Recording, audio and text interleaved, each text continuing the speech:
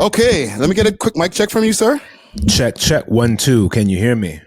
Sounds good, man. Sounds actually super extra crisp. You know what I'm saying? I do this, bro. I see that, man. The studio. Professional thing. Now, when I do these virtual interviews, I always have to compliment the backgrounds of any guest that I have on. So from what I see over here, I see the neon over here going on. Mm-hmm. It's very studio-ish. Where are you at right now? I'm in my element. This is my home studio. Oh, that's where the magic goes down. Yes, sir. Okay. Well, let me introduce you because I think you need to get a proper introduction as a foundation DJ and a real important guy in the city. All right. This gentleman, you might see him over at the ACC. You know what I'm saying? Just strolling through, maybe with some of the players or the Raptors. Maybe rubbing some records while hanging out with Drake. Producer. All right. What else can I say? Artist as well. Podcaster. We have DJ 4KORNERS in the motherfucking building.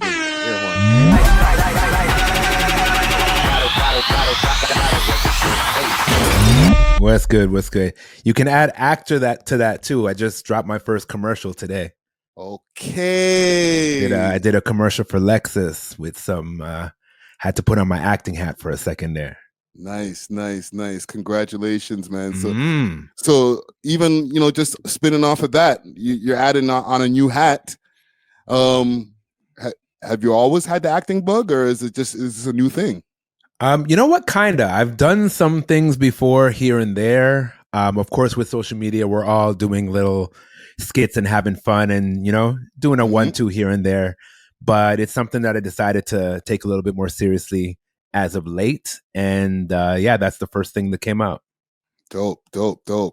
And one thing that caught my radar recently over the last couple of months that was going viral is that They Don't Like Us or Not Like Us remix. Never Loved Us. Never Loved Us remix. Yeah.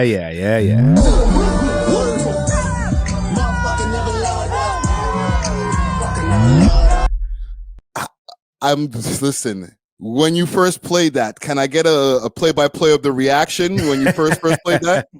You know what? I knew exactly how it was going to go down because the way, for those who don't know, I put Drake Worst Behavior a cappella on top of Kendrick Lamar's whatever the song is called. And we're not even saying those things. But the way that beat comes in, there's the horn sample. And of all people in this city, for me to be playing that Kendrick song would have been like blasphemy. Yeah. So when I dropped that, this was at Chillin' and Grillin', which is a gigantic block party that happens every Sunday during the summer. There's like 1,500, 2,000 people. I felt the wind when everybody's head turned like, he's not playing that record. Uh-oh. But I was like, just wait. And as soon as the beat dropped, Drake's voice came in and the place tore down, had to pull it up, play it again. And several people got video of it, but a couple of those, one of those I found that was like just a really good angle. So I reposted it and the shit went all over the place. Yeah, that was a brilliant viral idea, sir. Thing. Canadian heritage moment it turned into. Yeah, we need to put that little stamp font all around that video right there, man.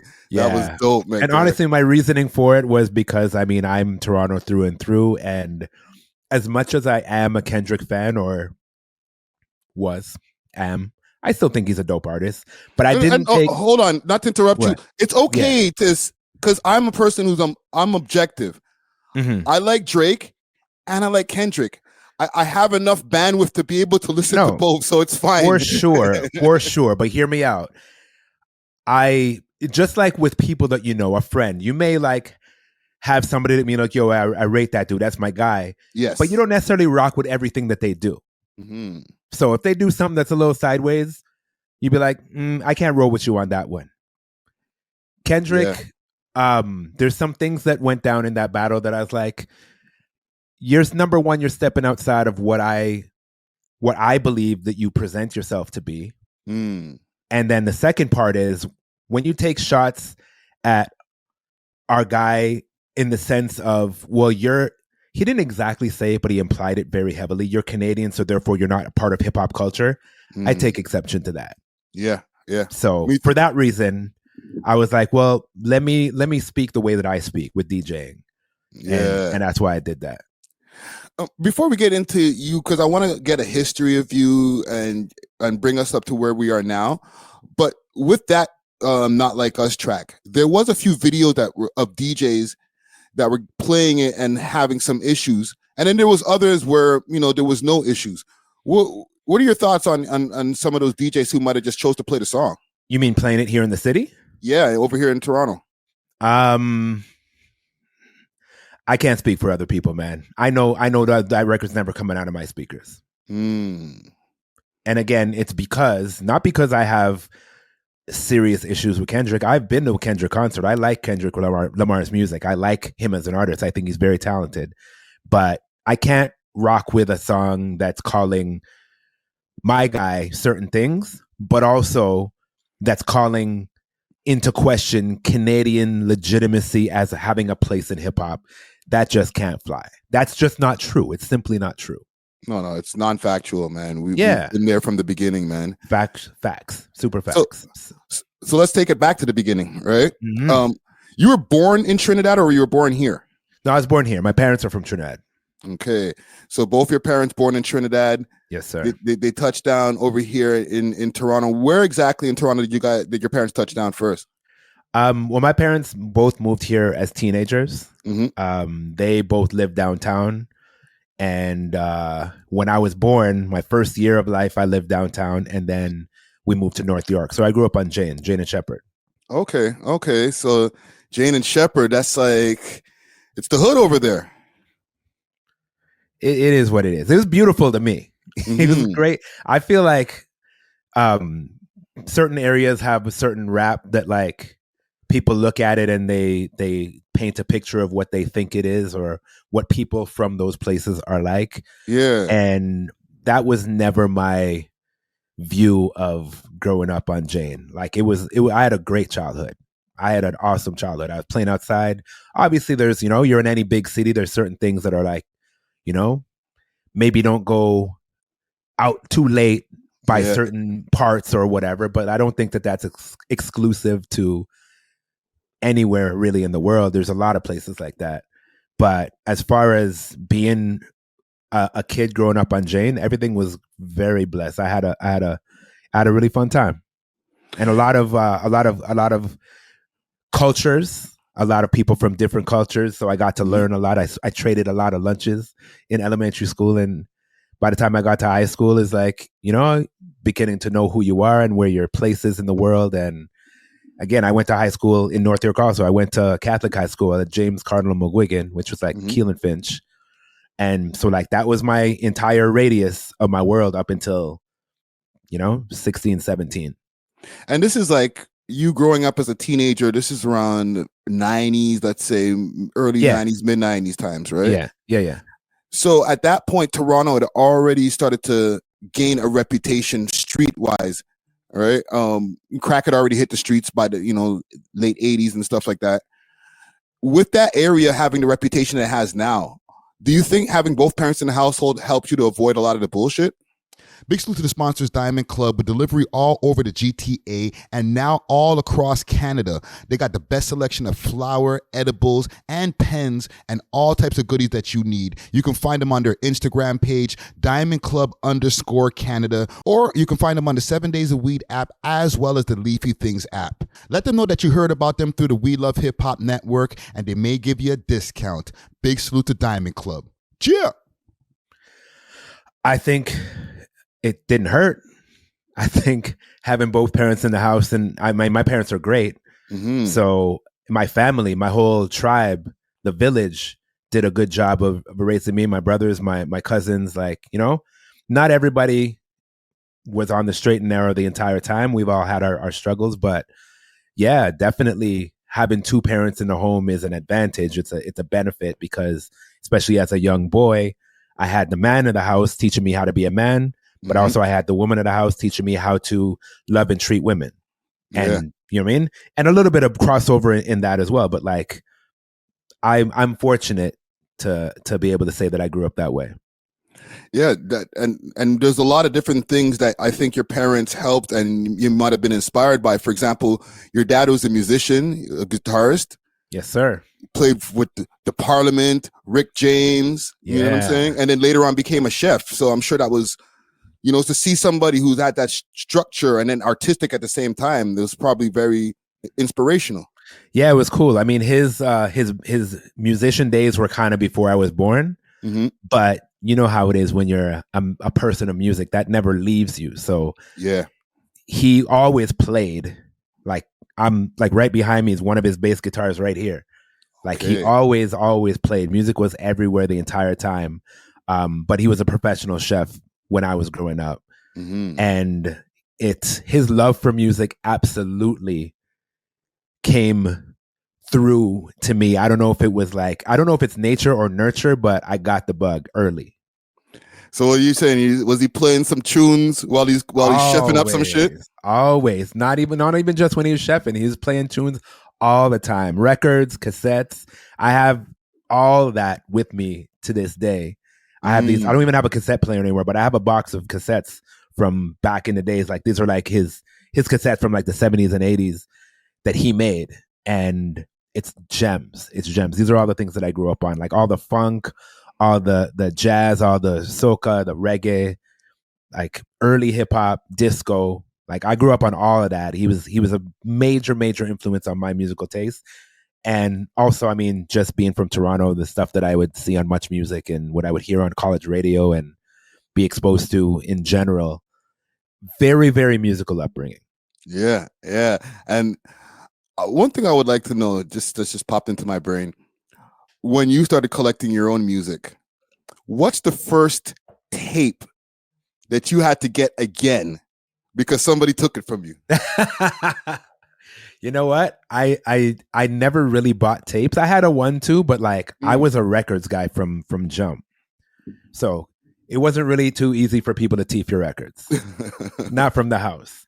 But yeah, when I got to the point where I was buying my own music, I was buying records. I remember probably the first tape that I can remember owning was Maestro Fresh West Symphony in Effect. Hold on. I got to put an ear horn on that. And I just saw Maestro posted, today is the 35-year anniversary of the day that dropped.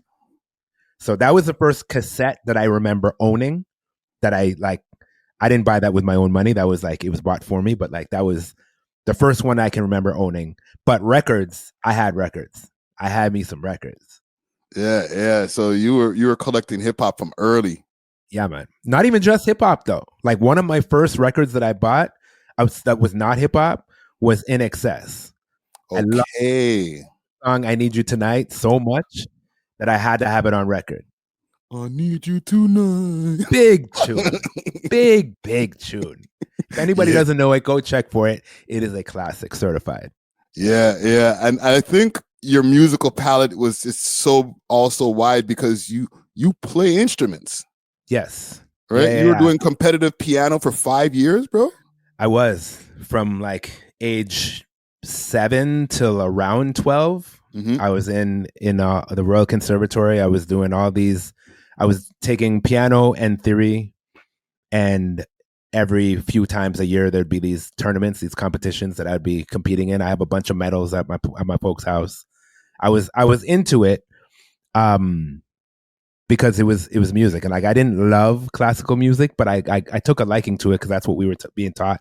But also there was like some contemporary stuff too. I remember I had got a hold of a Michael Jackson Thriller piano book that I could play all the songs on piano.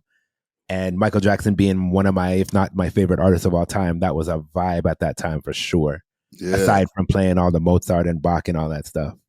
But it was cool though. Like I wasn't really exposed to classical music before I started playing piano. And I gained an appreciation for it, but it wasn't what I listened to in my spare time. Yeah. Those are piano things. But you also play more instruments than just piano. yeah, later on, you've done your homework. I'm impressed. I do research. Later on when I was in band in school, both elementary school and high school. So I played like brass instruments. I played woodwind. I dabbled on drums, but I never actually got the drums as my instrument. You had to pick a name out of a hat, and I never got the drums. But in high school, I played clarinet, and I actually really enjoyed it. Yeah, yeah. You know, I'm going to tell you something quick, fast about myself. It's not about me. This is a Four Corners interview. But when I moved from Montreal back in 97, I had two choices of places to go. New York, to go to a music school in New York in Greenwich Village, or Toronto to go to a music school over here. The school I chose was Harris Institute of the Arts. Really? Yes, I did. All right, fellow Harris man. Yes. So I took, for people who don't know about Harris, there's two different sides to it. There's the production side, which is I think I forgot the acronyms for the production side. PEP, right? Yeah. And then there's the RAM side, which I took, which was recording and management, right? Yeah. But you took the PEP side. No, I actually took the first semester, which you get a bit of both. Okay. And then I took, for the second term, you're supposed to choose. So I took PEP, and then the third term I was supposed to take PEP 2. I took RAM 1. Oh. So I never actually graduated from Harris. I wanted to learn both, but I didn't want to do 5 terms. So I did 3 like everybody, but I just did. Yeah. I chose my own adventure. I chose like to do production and engineering for 1 and recording arts management for the other. So I got a little bit of information and a foundation for both, because I knew what I wanted to do is definitely on the production side, but I felt it important to understand the business too. And they didn't really teach that too tough on the production side. It was very technical. Yeah. We also have in common that I didn't graduate either. but one thing, here we are working in music. So what does that even mean? Exactly. And one of the things that helped me from there with the networking, I started doing Warner Street Team from those times, just from networking, from meeting people there. Has anybody anybody that you met in those times helped in the future, or somebody that you interact with now? A few. I mean, there's some people, not a lot from my class, but a few are working in music, and I've crossed paths with a few of them. One of them, the homie Tim, he became a live sound engineer, and I've played a lot of venues that he's happened to be working at. So we're like working together, and we were actually sitting in class together years ago. So that's been cool.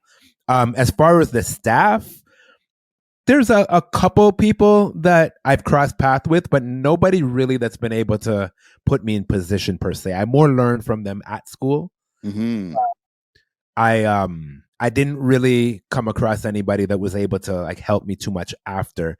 But to be fair, at that time when I was in Harris, I was already starting to DJ. I was already hanging around the Universal office and the BMG office at the time. I was already, connecting with artists and such.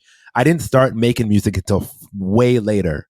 But at that time, I was focused on DJing and understanding the music business and getting on my networking game.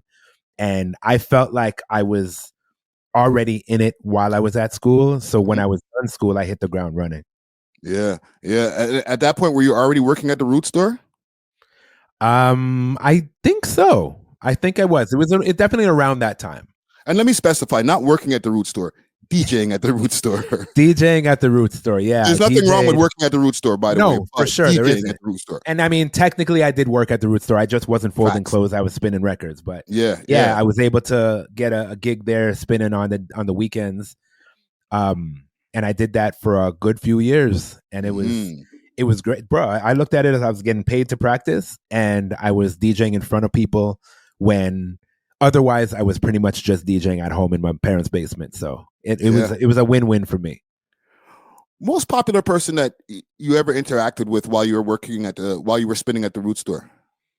I mean, there's a lot. And sorry, is that the one in the Eaton Center or next to the Eaton Center? It was, I did 2. There was the one inside the Eaton Center. And then I also did the one in Yorkville when they had a big store in Yorkville. Okay. I did that a lot too. At the Yorkville one, there was a lot of TIFF parties. So there'd be a lot of celebs in and out of there for that kind of thing. Yeah. But I remember my favorite moment, my absolute favorite moment in DJing at Roots, at the Eaton Center store. One day, Wyclef came in. Sick. And he booked me in the DJ booth, and he came up and got on the mic and did a freestyle while I was spinning. And I had back then I used to walk around with this like voice recorder to get drops from people. Yo, this what's up? This is so and so. You're listening to Four Corners. So I had that. So I recorded that while he was doing it too. So I had that. I wish I still have it. I don't know what happened to it, but that was a moment. This was like Wyclef was a guy very active at that time. And with this carnival Wyclef? Yes. Exactly. Ooh. Exactly. It was not Fuji's Wyclef. It was Carnival Wyclef. Fuego. And he caught a vibe and grabbed the mic and just started going off for like 10 minutes. This is when the whole store stopped. People started crying around what's going on in there. It was dope. It was very dope. That's when Wyclef was on fire. He had songs with Whitney Houston, Kenny Rogers. All those dub plates. Yo, I was just showing my brethren those dub plates the other day. I was like, yo, who has a Michael Jackson dub plate aside from Wyclef? I know. Nobody on earth has Michael Jackson, Kenny Rogers, Whitney Houston. He could get anybody at that time. Yeah. Anybody. Yeah. Refugee Sound, big up.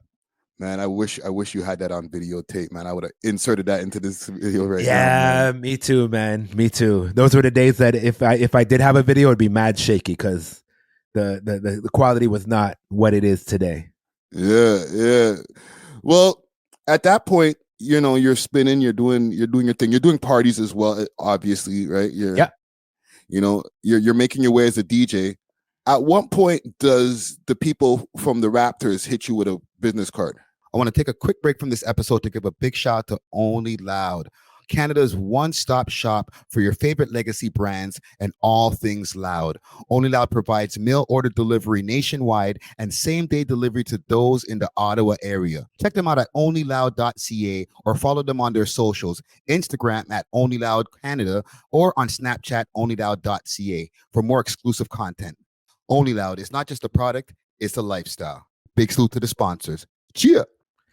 That was in 2004. It was actually at one of these events at the Yorkville location of Roots. Mm-hmm. After hours, when the store was closed, they would throw real parties. They would have a liquor license. So there's like a bar and all that stuff. And this was like a wine company that had rented out the space and were doing this event. Right. And the VP of marketing came through and was enjoying the vibes and hit me with the business card.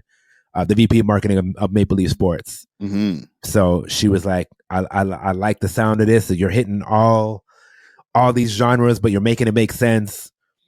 What would you think about, I have an idea I want to run by you. Here's my card. And the idea turned out to be, would I be interested in DJing at the Raptors games or being the Raptors DJ? There wasn't a such thing before that here. Only Miami Heat had a DJ at that time, DJ Irie. Right. But she and a couple of her associates had seen him in action when they went down to a game there and thought it was a vibe. And that's what led her to even have her antenna up to be like, I like this. I like what I'm hearing. I like this. So here's the card. Let's see what can go on. That's crazy. So did you have to go through like an interview process or anything like that? Or was it hook, line, and sinker? It was, I like to call it a harassment process. I had to like really, I had to ring down her phone. I was pinging off her email just to make sure she didn't forget. Right. Because, I don't know how many people hand out cards and yeah, we should do something. And then they forget she's drinking wine. I don't know if she's really busy really taking it in properly. Yeah, busy. She's an important position. But no, she was super down. Once I got a, firm answer from her, it's like, okay, yeah, do you really want to try this thing out? Okay, cool. So it's like a few interviews, a lot of phone calls, a lot of emails, and then a mock audition in the empty arena with a camera and like 4 people just looking at mans like this. Just be like, pretend it's rammed in here, do what you would do. And they're just like looking at us. This was my business partner at the time. And they liked it enough to give it a shot. And we did that. And then they liked it enough to do it again the next year and the next year. And here I am 20 years in, bro. So let's not skip ahead too far. Okay. Let's rewind back to year 1. Mm-hmm. because you're doing this, you're coming off of the experience that you have from Roots, you know, playing for different audiences and stuff like that. Yeah. Obviously playing in clubs. Yeah. What was your first night like playing there at the Raptors game? Horrifying. I'd never, ever, ever even considered playing a room that big. And what does it hold again? I think 20,000. 20,000. Yeah. That's the next door is the 60,000. Yeah, Rogers Center Skydome is 50,000. Yeah, Scotiabank Arena, Air Canada Center at the time is 20,000 or 19,700 and something, whatever, 20K.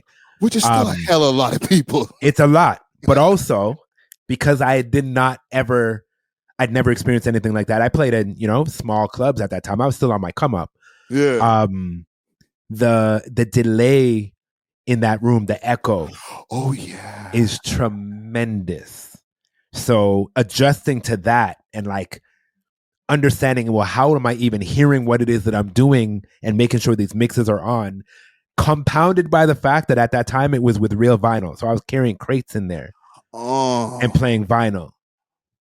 And also, we didn't know what we were doing. Nobody did, because we were making it up. We were making up that role. We were creating the role.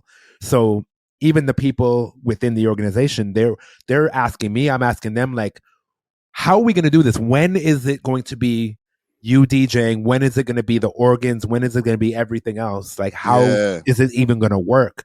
So I'm like, nervous as it is, because I'm still pretty green. And also I'm playing in this big room that like, I can't even really hear myself properly. I had to get used to that. And also I'm like, yo, I don't want to mess up. I'm putting my needle on the records. Like my hand is shaking, but getting through that first game was really, really important, because after that and hearing them say, yo, we really loved it. We have a couple more season games, but like, we already know after this first game, we're going to do it for the season. Cause at that point it wasn't even a lock yet. Right. It was still like trying it out and seeing how it would feel. So when they, kind of, sort of like, they just, you know, again, it had not been done. We didn't have a blueprint for it. We're making it up as we go along and creating the role. So they were just on some like, let's try it out, see how it goes. If it's good, we'll keep doing it. If not, well, we tried. Yeah. And they liked it. So we signed on for the first season. And in that time, we gradually got a rhythm of how it was going to go down and at what pockets would be me. And I would say by the middle of the second season, it was pretty much, okay, cool. We have a clear understanding of what the role is, but it took some time. And just as a, you know, techie nerd, before I get on to my next question, did they, you know, the adjustments that they started making monitor wise and different things, that like, when did that start coming into play? Like maybe by the third, fourth time, because I'm sure that they made some technical adjustments to make you be able to perform better. Yeah, it was all very gradual. It was all just, for everybody who's a techie nerd like the two of us here, just know there was a lot of tweaks that had to happen. There was a lot of trial and error. There was a lot of, whoops, that didn't work. Let's never do that again.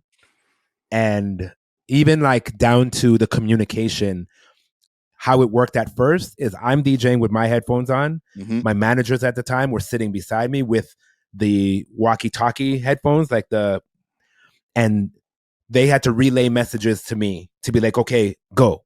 Yeah. And it was just, the process was slow. It was clunky. It was like, it was not ideal. Now everything's strung up in such a way that it's like seamless. I hear my music, but I also hear the conversation from everybody through on radio, also through my DJ headphones, because we figured out now how to run it through the mixer, through a separate mixer. It's a whole thing. But now it's locked in though. It's locked in. And that's been like that for like a good 10 years now. That's sick. That's sick. So now, okay, you know, before I get to one of the biggest moments for the Raptors, during that time, like Drake started becoming the Raptors ambassador and different things like that. When did you cross paths with Drake? Was it pre-DJing for the Raptors or while you started DJing for the Raptors? Yeah, it was pre that. I knew him from before.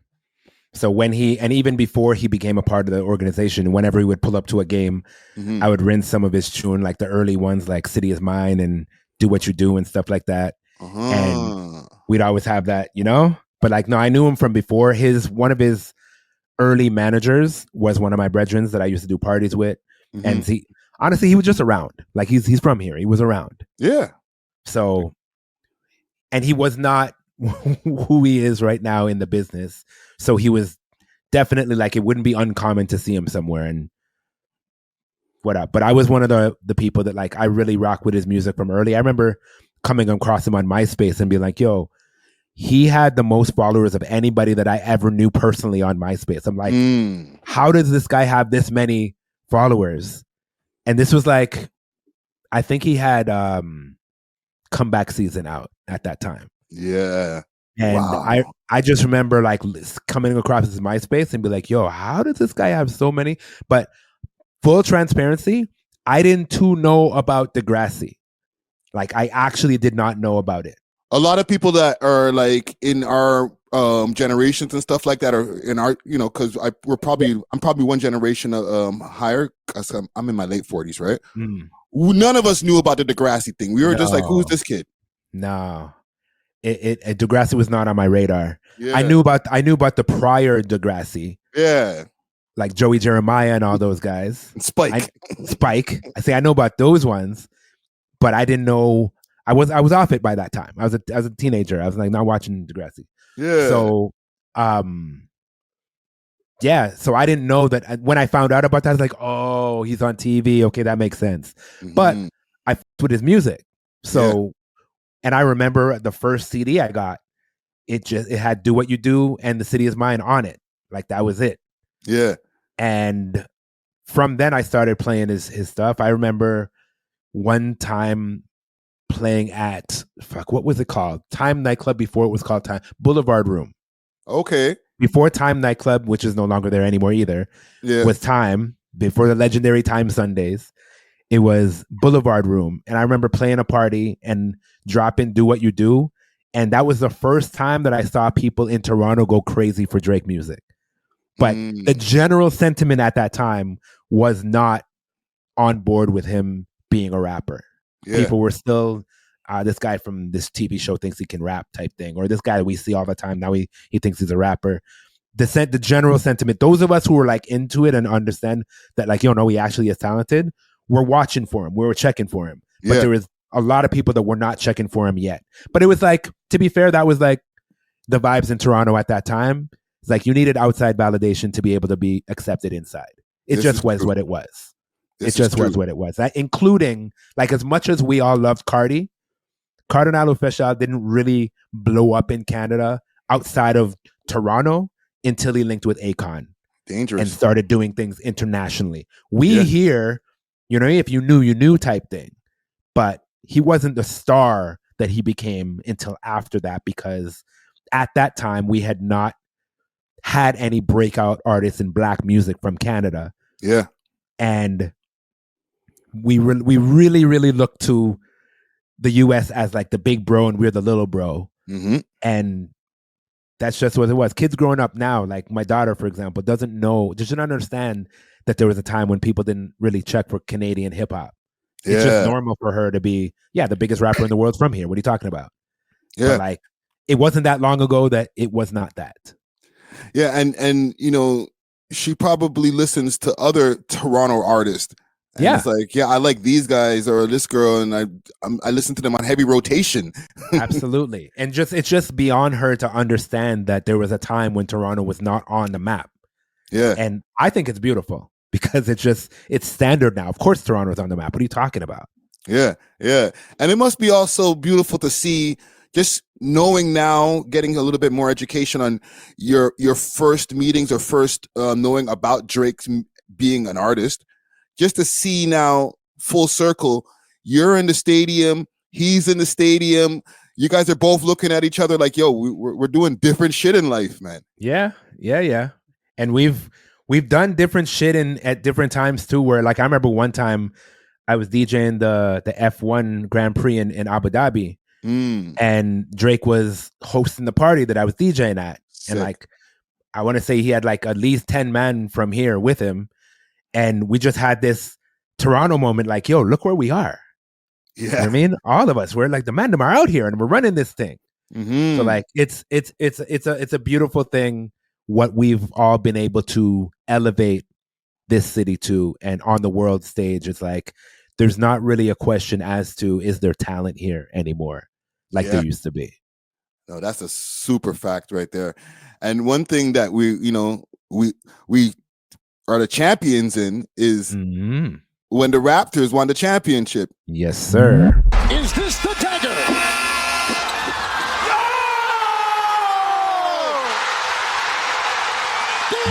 You were in the building that night. Yes, sir. Yes, sir. What was the? I was just watching from the TV. I was living off Yonge Street at the time, so I got to see the madness downtown. What was it like in the stadium?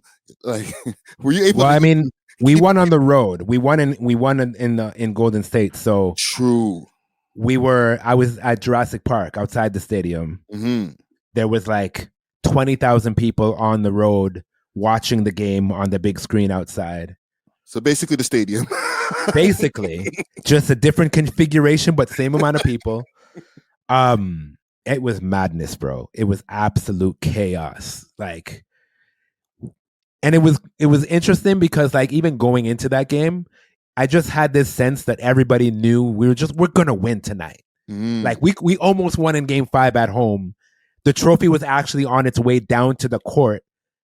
And then the game changed and Iguodala hit a big shot and sent it back on the road. But like, we knew we had it. It's just a matter of time. And it was important that we locked it down. We didn't want to have to go to a game 7. We're like, no. Tonight's the night. Yeah. No, man, that's beautiful to be there for such historic moments, man.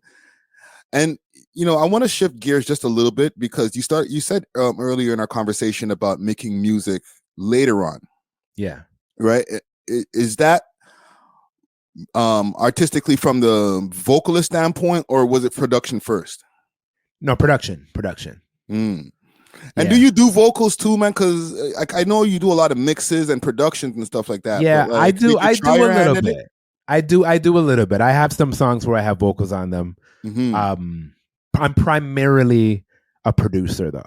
Yeah, but like I don't limit myself. Like my favorite producers are Pharrell Williams, Timbaland, you know what I mean? Dr. Dre. And like all of these guys are producers that also will hop on the mic sometimes and express themselves that way. So I don't limit myself artistically. I'm just like, whatever feels good, that's what I'm going to do. Yeah. I'm not out here claiming to be a super lyricist or anything like that. I'm definitely not a singer, but I can manage. I'm a musical person, so I can manage and I can do different things to express myself vocally as well as through the music. And you know what you want to hear. Exactly. Yeah. Absolutely. Yeah. And even the choices of artists that I see you pick, like doing songs with, right? You have guys like Naeem, who I've interviewed, Connor Weist, if from 401 West, right? Yeah. I always with the non-vowels, that shit. Yeah. Right? One thing I'd like to ask about that, right? Why those choices of artists? Because there's a lot of artists in the city. I want to know that first, and it's going to lead me to another question. Well, first things first, I make music with my friends. I make music with people that I know and that I like and that I vibe with and that I am fans of artistically. So like everybody you see me beside that I'm making music with, I actually like them. You know what I mean? I know them at least enough to feel like we have a rapport. Right. And I think that we will mesh well and create something dope together. Now, because the reason I asked that is because I feel like there's 2 different hip hop scenes here in Toronto. And let me see if you agree with me. Those artists that you just named right there, those guys are great lyricists. They make great music, but they stay out of the polys, the bullshit. Fair. Right? And then there's other great artists who make great music. They're very talented as well, but their name is mixed up in a whole bunch of polys and it's hard for them to perform and different things like that. Right. Do you agree that there's two different hip hop scenes over here in Toronto? Big salute to Steamin' Hot Grabba with a variety of different grabba flavors and dispensers. They got red rose grabba, that red herring grabba, and peanut butter. Hit them up on their Instagram page, Steamin' Hot Grabba, and use the code We Love Hip Hop and receive a discount on your order. Again, you can find them on Instagram, Steamin' Hot Grabba. Now let's get back to the show. Cheer. I see what you're saying. I don't know if it's two different scenes. I don't know if it's that clear cut, but there's definitely politics in attached to some people's names. There's definitely, things going on outside of the music that some people are associated with and others aren't. Mm-hmm. And I think those are all personal choices of everybody that we're speaking of. Is like you can go one way or you can go another way, or you grew up in a certain situation or you didn't grow up in a certain situation. Like there's a lot of variables, but I wouldn't say that there's two specific separate scenes, and there's some crossover too, but like yes, yeah, for sure. I don't think it's a very defined line of you're either this or you're this. I think it's just people, man, and people growing up in the city and whatever their experience is, that's what's coming out in the music. Yeah.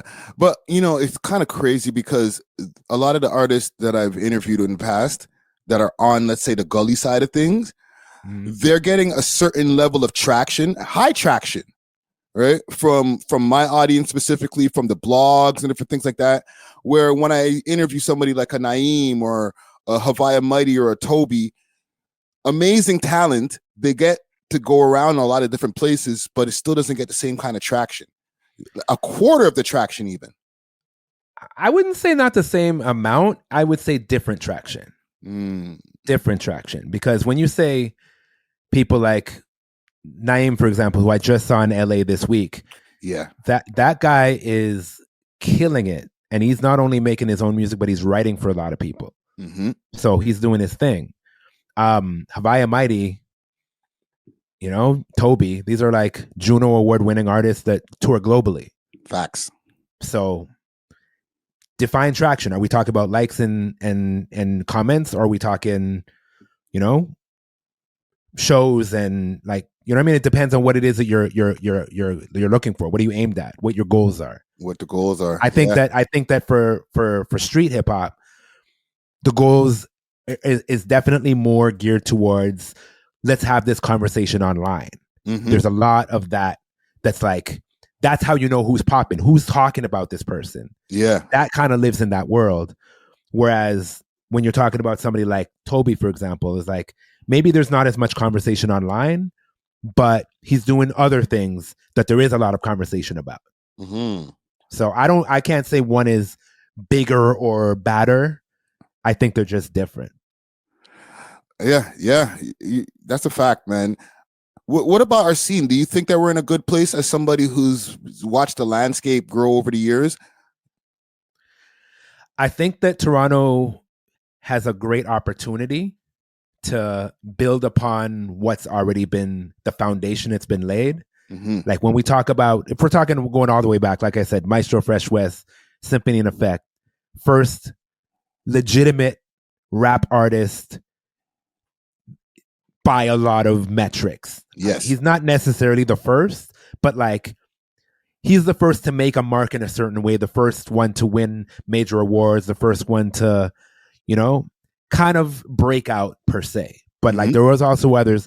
Whenever I mention Maestro, I always have to mention Mishi Me as well. Because Mishi was doing certain things that maybe a lot of people don't know about. Maybe people don't know her name because she's not been as active in the same ways. Like Maestro went on to be an actor and do all this kind of things. There's people that know Maestro from Mr. D that don't even know about his music, or you know what I mean? Mm-hmm. He's had several twists and turns within his career. Mishi's been an artist through and through, but they laid the foundation that the Cardinals and the Shock Layers and the Julie Blacks and the Socrates and all those guys stood up on. And then from there, now you have the next, where it's like Rochester and Tona and King Rain and Drake. Mm-hmm. And then from there, it's like, okay, well, where are we going next? Do you know what I mean? And at that point, because things has gotten so big, now there's a lot of kids growing up seeing it as a viable option that, you know what, I could do music too, coming from here. Prior to that, not that many, not nearly as many, because it just didn't seem possible. It's the same as basketball. When the Raptors came in 95, that first 10 years, a lot of kids that are in the NBA right now grew up watching Damon Stoudemire, Vince Carter, Tracy McGrady right here in our face versus just on TV, which would seem so far, far away. Yeah. And now that's why you have Andrew Wiggins tearing it up. You know what I mean? You have like all these Canadians. We have more than one Canadian on our team. You know what I mean? Yeah. Like that was a thing that like more than one Canadian on an NBA basketball team, much less on the Toronto team. You know what I mean? Like we have, you know, SGA, we have all these superstars that are coming from Canada. And that became a real thing because there were examples to draw from. Basketball is real, it's here. So from Drake bus, from Cardi bus, from Drake bus, now that opened the floodgates. Yeah. Now so we got Pressa and Casper and everybody. Yeah. All of this, and Havaya and Toby and all these different artists, and then don't even mention R&B goes in that too. You know what I mean? And so when you ask where we stand right now, I think we're in a very great position because the foundation has been laid firm, solid, no question. It's here. Yeah. But also the internet has evolved. So to be able to reach people is not having to get in your car and drive anywhere and drop off physical CDs or anything like that like it used to be. Now it's, you can flood online. You can create your own platform. You can bring people into your world and create a scenario where they're like now able to get a sense of who you are and get a lot of music and a lot of content, and you can build that. So I think that the opportunity is here, and the world knows, and the world is looking at Toronto in a different way. It's not like it was before where it's like, oh, Canada. And which is, again, why I didn't like that, oh, Canada talk that was happening in the summer, because it's not that. And I think that anybody who really wants it can have a legitimate shot of getting it now. Yeah.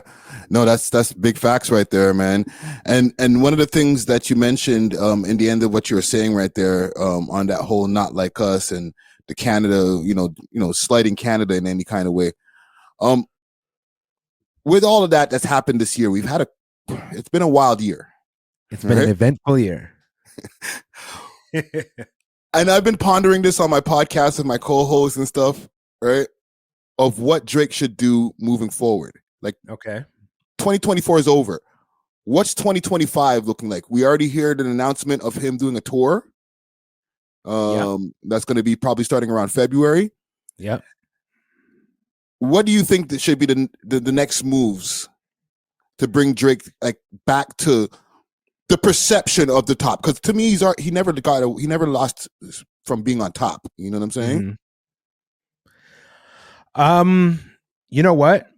I think that he's always shown us that he's a very smart, strategic individual. He and his team have moved neat all throughout these years. And he's been in a situation where he's arguably lost the battle before with Pusha T. Yes. The court of public opinion said Pusha T won that because Drake never responded and it got squashed. And then he dropped his next project and it was his biggest project ever, sales-wise. Yeah. Right? So, man, and I've seen him recently. I've seen how people react to him. Nothing's changed. Like, nothing's actually changed.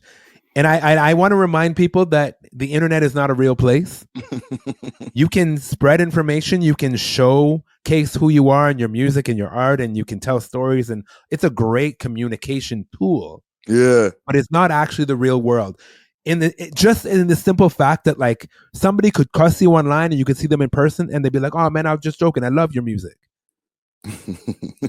So, like, what is that? I just said that the other day. You know what I mean? Like, what is that really? Like, the same people that are like, oh, Drake is washed, Drake is this, Drake is that. If Drake was standing right in front of them, they would want an autograph. Yeah. Yeah. So nothing has changed. It's just the court of public opinion on the internet has shifted to unanimously Drake is on top, to we're not too sure, to oh no, Kendrick's absolutely on top. But a funny thing that I felt during that whole back and forth, without going too much into it, because it is, I feel like it's in the past, but like it didn't even seem like a lot of people that were on the side of Kendrick were really truly Kendrick fans. It felt like there was people that love Kendrick, Mm-hmm. there's people that love Drake, and there's people that didn't like Drake. Yeah. And if you didn't like Drake, it was for various reasons, but some of it became he's an other. Some of it, and Kendrick is not he's also a very smart individual. He created a narrative that allowed people to run with, oh yeah, he's not really, we have to question his blackness because he's half black, and we have to question his legitimacy in hip hop because he's Canadian. Mm-hmm. And that swelled to a point where a lot of people were jumping on Team Kendrick just on some like, yeah, I don't too know about that guy because he's not one of us. Yeah. You know what I mean? And like, also again, not true. And that was part of why I was really bothered by some of what Kendrick was like alluding to and like flat out saying in some cases, because as a man of the people, as of a stand-up dude who's about upliftment of black people specifically, I really took issue with him speaking on Drake being mixed race as questioning his blackness, because he knows the one drop rule as much as we all do. Yes. And he knows that if Aubrey Drake Graham was not famous and he was driving his car anywhere in America and the police stopped him, they see a black man. Mm-hmm. If he was driving his car anywhere in Canada and the police stop him, they see a black man. It's not a question. Yeah. Anywhere in the world, anybody looks at this man, he is a black man. So to call into question his blackness, especially coming from somebody like Kendrick, who we all look up to and revere for his love and upliftment of us, that felt weird to me. It felt weird. It made me, it's like, it felt like he's compromising who he is or who he's presented himself to be for the sake of throwing some jabs. Yeah. Yeah. It was like disingenuous. Yeah, man. I was like, that's not who you've shown us you are. You know what I mean? You can say whatever you want about, oh, he's about strippers and he's this and he's that. It's like, yeah, because Drake has always presented himself as a conflicted lover / gallus. Yeah. That's not, you don't have to say that about him. He says that about himself. He's like, yo, I fall in love hard, but also I'm a gallus and I'm conflicted. I'm battling these two sides of myself my entire life. That's the story of Drake. Yeah. But to call into question his blackness, that really bothered me. Yeah. Bothered me. And just add on to that before we end this question segment here. I thought it was also disingenuous because you didn't have the same kind of smoke for J. Cole, not just Kendrick, but the hip hop audience in the States in general didn't have that same kind of energy for J. Cole, who's also biracial, half black, half white. Right, but he's American. Exactly. So it directly goes back to, it's the Canadian part that you guys don't like. Right. Despite everybody knowing his lineage and his father's side is very black American, including his uncle, who is a musical legend. Yeah. But it is what it is. They've decided, arguing or trying to debate with a Kendrick stan is futile. Yeah, they don't want to hear anything. They've decided, and that's fine. You can decide. And you can feel how you want to feel. I'm gonna feel how I want to feel, and that's that. Yeah, that's real talk right there. Couple last questions that I want to ask you before I end our conversation here, right? Because we podding over here. What's going on with the actually podcast? Like, to answer your question, my why and when did I feel like, okay, this is my life, was when I started to teach. And when I started, Really? The Live Actually podcast is still in full effect. Mhm. I do a lot of things, and podcasting is something that I've always been interested in. I feel like we don't have a lot of platforms here for Black musicians, Black creators in general. Yours being one of the few. Like, I can probably count 5 total that are, active enough that Mhm. it can be a thing. Yeah. And we need more.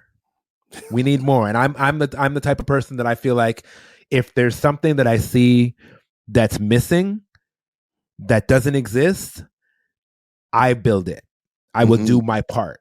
So I saw this gap and I was like, well, you know what? I love having these conversations. It's something that I've wanted to do for some time. And I moved into my new space kind of specifically to be able to do more things filming wise. And I was like, you know what? Let me start it. So I did season 1 already, took a break because I've been outside. And I'm just getting back to it for season 2. I realized that I don't actually have the bandwidth to do a weekly podcast because of all the things that I do. But that doesn't mean that I need to abandon the idea altogether. So I feel like I'm just going to do them when I have somebody that I want to have a conversation with and keep it going. And in time, it'll grow into a large thing. And then who knows, at some point, maybe it'll become more of a priority. Right now, making music is my main priority. Yeah. So everything else is kind of secondary in that space. But I'm a creator. I love making things. I love being in the mix of things. And like I said, if there's something that I see that doesn't exist, I'm definitely the type to say, okay, well, what can I do? Yeah. So yeah. that's where Live Actually comes in. And it's still going. I actually have one interview in the can that's going to be dropping very shortly with a very talented artist named Zach Zoya from Quebec. He lives in LA now, but he's from Quebec.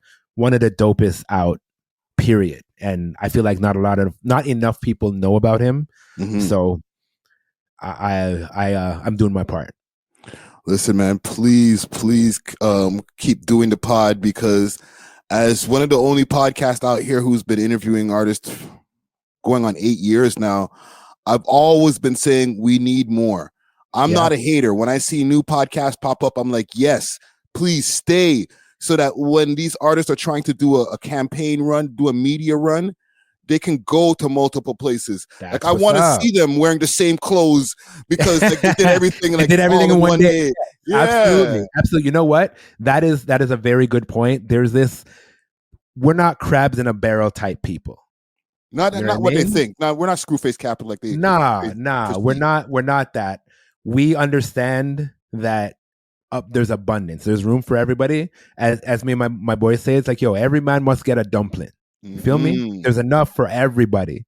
And it's better if there's more. It's better if there's more. If my goal is, yo, man, I think these artists are dope and I think that they should be seen and heard, then why would I ever have a problem with them being seen and heard more? And it made no sense. Yeah. So I'm like, yo, yes, there needs to be more. Shout out to everybody who's doing it and everybody who's considering doing it. Let's go. Yeah. Let's go. Let's go.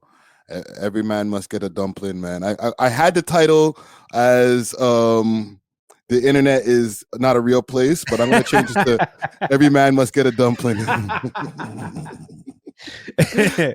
You can quote that. Absolutely.